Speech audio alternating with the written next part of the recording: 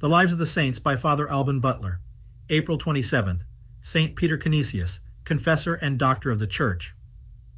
St. Peter Canisius has been called the second apostle of Germany, comparing him to St. Boniface, who was the first. He is also venerated as one of the creators of the Catholic press. In addition, he was the first of the numerous army of Jesuit writers. He was born in 1521 in Nijmegen, in Holland, which then depended on the German Archdiocese of Cologne. He was the eldest son of Jacob Canisius, who received a title of nobility for having held the office of tutor to the children of the Duke of Lorraine and was 9 times burgomaster of Nijmegen. Although Peter had the misfortune to lose his mother when he was still a child, his stepmother was for him a second mother. The young man grew up in the fear of God. It is true that he himself accuses himself of having wasted his time, as a child, in useless games. But given that at the age of 19 he obtained the degree of Master of Arts in Cologne, it is difficult to believe that he was very lazy. To please his father, who wished to give him a career as a lawyer, Peter studied canon law at Louvain for a few months, but realizing that this was not his true vocation, he discarded marriage, took a vow of chastity, and returned to Cologne to teach theology. The preaching of Blessed Peter Faber had aroused great interest in the cities of the Rhine. Faber was the first disciple of St. Ignatius. Under his guidance, Canisius made the exercises of St. Ignatius in Mainz, and during the second week he promised God to enter the Society of Jesus. He was admitted to the novitiate and spent several years in Cologne devoted to prayer, study, visiting the sick, and instructing the ignorant. The money he received as an inheritance on the death of his father he dedicated partly to the poor and partly to the maintenance of the community. Canisius had already begun to write. His first publication had been the edition of the works of St. Cyril of Alexandria and St. Leo the Great. After his priestly ordination, he began to distinguish himself in preaching. He had attended 2 sessions of the Council of Trent as a delegate, one in Trent and the other in Bologna.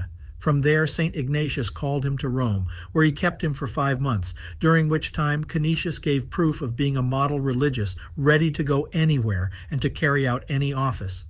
He was sent to Messina to teach in the first Jesuit school of which history has memory, but soon after he returned to Rome to make his religious profession and to take up a more important post. He was ordered to return to Germany, for he had been chosen to go to Ingolstadt with 2 other Jesuits, since Duke William of Bavaria had urgently requested some teachers capable of counteracting the heretical doctrines that were invading the schools.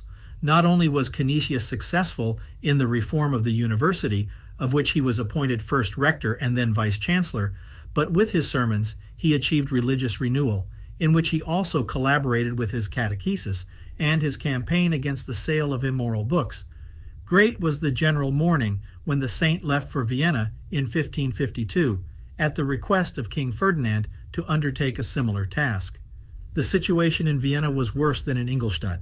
Many parishes lacked spiritual care, and the Jesuits had to fill the gaps and teach in the newly founded college. In the last 20 years, there had not been a single priestly ordination. The monasteries were abandoned. The people mocked the members of the religious orders. 90% of the population had lost the faith, and the few remaining Catholics hardly practiced religion. St. Peter Canisius began by preaching in almost empty churches, partly because of the general disinterest, or else because his Rhine German was too hard on the ears of the Viennese. Gradually, however, he endeared himself to the people by the generosity with which he cared for the sick and dying during an epidemic. The saint's energy and spirit of enterprise were extraordinary. He took care of everything and everyone, from teaching at the university to visiting the most abandoned criminals in prison. The king, the nuncio, and the pope himself would have liked to appoint him archbishop of the vacant see of Vienna, but St. Ignatius only allowed him to administer the diocese for 1 year without the title and emoluments of archbishop. About that time, St. Peter began to prepare his famous catechism or summary of Christian doctrine, which appeared in 1555. This work was followed by a short catechism and a very short catechism, which achieved enormous popularity. These works were to the Catholic Counter-Reformation what Luther's catechisms had been to the Protestant Reformation. They were reprinted more than 200 times and translated into 15 languages, including English, Braid Scots, Hindi, and Japanese, during the author's lifetime. The saint did not arouse, neither in these nor in his other works, the hostility of Protestants against the truths he held, since he never attacked them violently.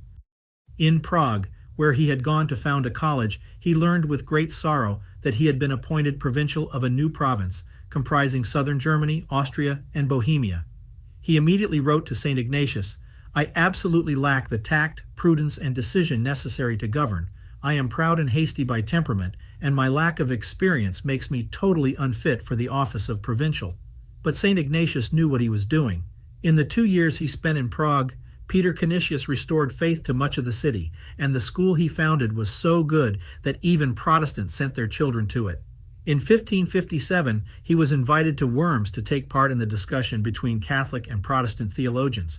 He attended the conference, although he was convinced that such meetings provoked disputes that only widened the gulf between Christians.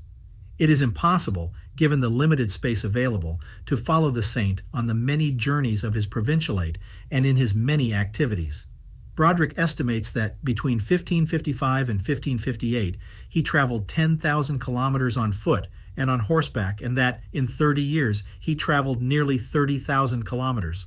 To answer those who criticized him for working too hard, the saint used to say, "Whoever has too much to do will be able to do everything with God's help."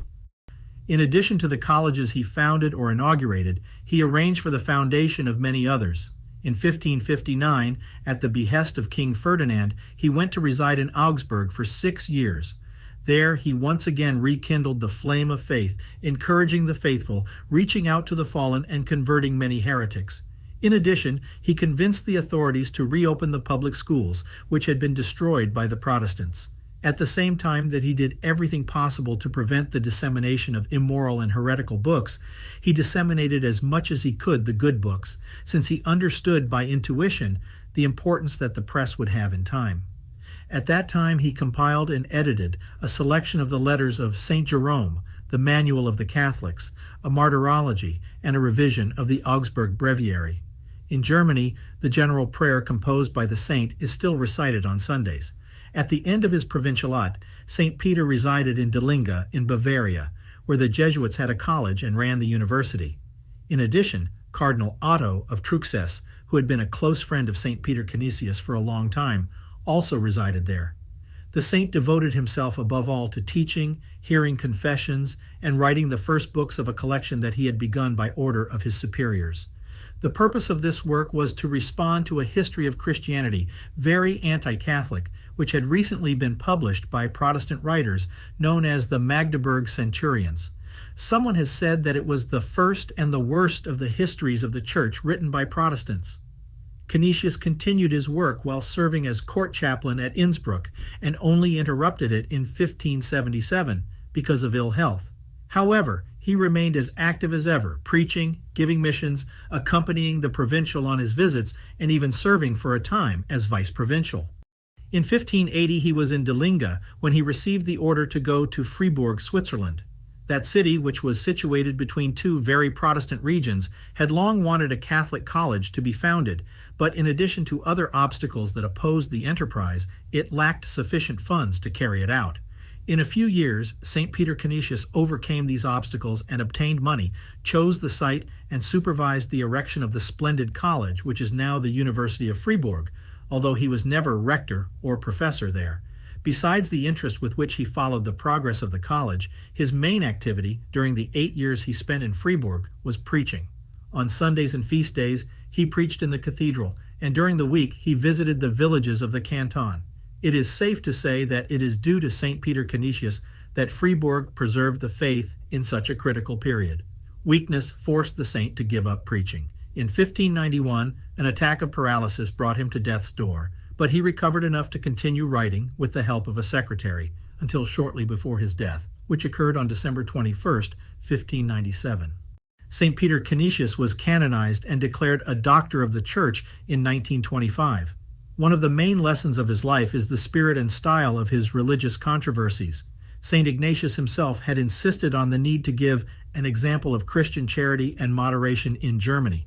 St. Peter Canisius warned that it was a mistake to cite in conversation those subjects which antipathize Protestants, such as confession, satisfaction, purgatory, indulgences, monastic vows, and pilgrimages, for, like some sick people, they have a fusty palate. They are incapable of appreciating these delicacies. They need milk, like infants. Only little by little is it possible to bring them to accept dogmas about which we do not agree with them. St. Peter Canisius was hard on those who propagated heresy and, like most of his contemporaries, was willing to use force to prevent them. But his attitude was very different with those who had been born into Lutheranism or had been drawn into it. The saint spent his whole life opposing heresy and trying to restore Catholic faith and life. Nevertheless, speaking of the Germans, he said, "It is true that very many of them embrace the new sects and err in the faith, but their manner of proceeding shows that they do so more out of ignorance than out of malice. They err, I repeat, but without intention, without desire, and without obstinacy."